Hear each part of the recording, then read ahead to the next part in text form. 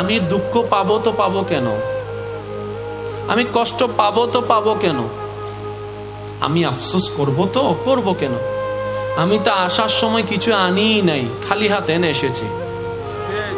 আমি আসার সময় কিছু তো আনি নাই, তো আমি হারাবো তো হারাবো কি? যা পেয়েছি সব দুনিয়ায় পেয়েছি, আল্লাহ তাআলা দান করেছেন। যা হারিয়েছি দুনিয়ায় হারিয়েছি, সুতরাং আমার হলেন আমি টেনশন করতাম। আরে আমি বান্দার চোখ বলে, পেট বলো, হাত বলো, পা বলো, চেহারা বলো, চুল বলো, একটাও তো আমার নয়, সব তো আমার রবের দেওয়া।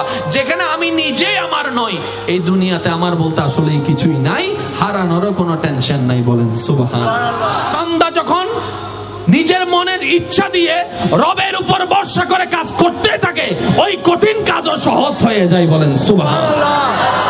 একজন মানুষ সর্বদা আল্লাহর উপর ভরসা রাখতো। সে বলতো আমার কেউ নাই, কিন্তু আমার রব আছে। সুবহানাল্লাহ। জীবনের পরিক্রমায় একটা বিপদে পড়ে একজনের কাছে কিছু টাকা সে ধার নেয় ব্যবসার কাজে। এবার ওই মানুষ তাকে জিজ্ঞেস করে, তুমি যে টাকা ধার নিচ্ছ গ্যারান্টি কোথায়? বলে যে আমার তো দুনিয়াতে কেউ নাই, তবে আমার একজন সৃষ্টিকর্তা আছে, আমি ওনাকে গ্যারান্টি রাখলাম।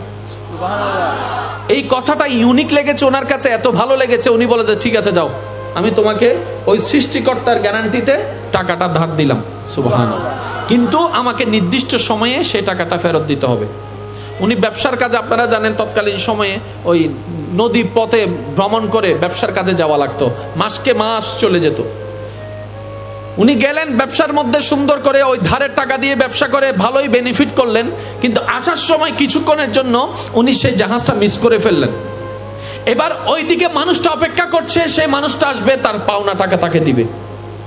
এবার সেই আল্লাহর উপর ভরসা করা ব্যক্তিটা নদীর পাড়ে এসে একটা কাঠের উপরে ওই মুদ্রাগুলা রাখলেন, একটা চিঠি লিখে দিলেন এবং আল্লাহর নামে সেই জিনিসটাকে বাসায় দিলেন।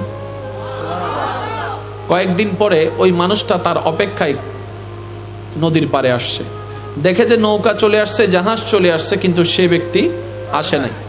এবার মনে মনে তার মনে চিন্তা আসলো, হয়তো বাটপারি করে ফেলছে, বেমানি করে ফেলছে। মানুষের যেটা ধারণা, একটু মনের কানটা লাগবে প্লিজ। অনেকক্ষণ নদীর পাড়ে বসে থেকে সে দেখলো একটা লাকড়ির কুঠুরি আসছে।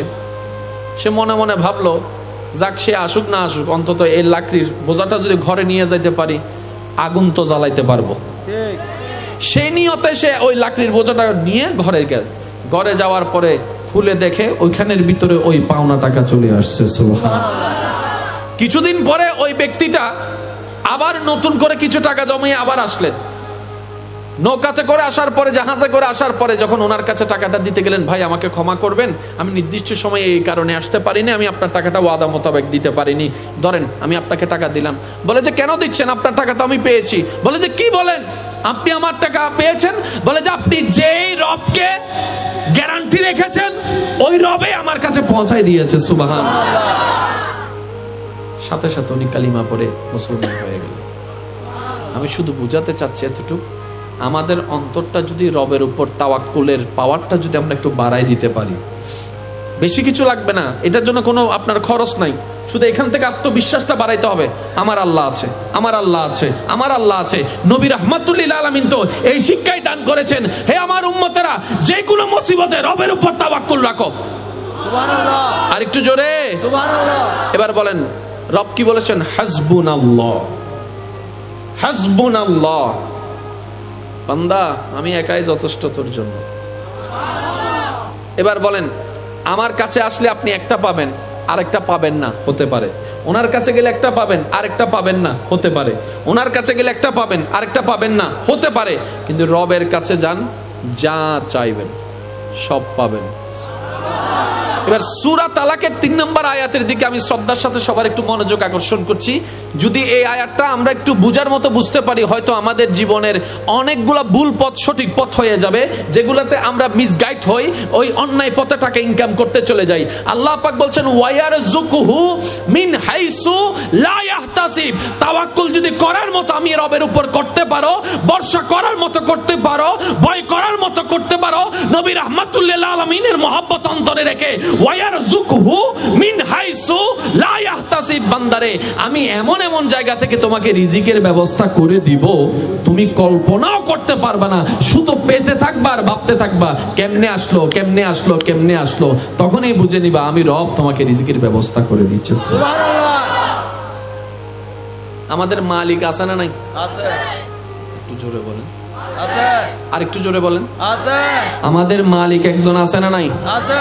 আমাদের খালিক একজন আছে না নাই? আছে। আমাদের রব একজন আছে না নাই? আছে। তাহলে তো আমাদের টেনশন করারও কোনো দরকার নাই। শুধু আমাদের একটা কাজ করতে হবে, সেটা কি? ওই রবের সামনে নিজের স্বপ্ন, নিজের ইচ্ছা, নিজের আকাঙ্ক্ষা, নিজের কল্পনা, নিজের চাওয়া, নিজের পাওয়া, নিজের দিন, নিজের দুপুর, নিজের সন্ধ্যা, নিজের রাত, নিজের সপ্তাহ, নিজের মাস, 24টা ঘন্টা আমাদের আফাত ও মুস্তক রবের সন্তুষ্টির নামে কোরবান করে ছেড়ে দিতে হবে।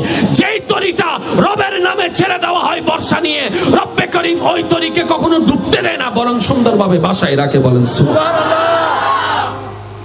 এবার বলেন ইজ্জত দেওয়ার মালিক কে? আল্লাহ। আমরা পাচ্ছি না কেন? আমরা চাইতে জানি না।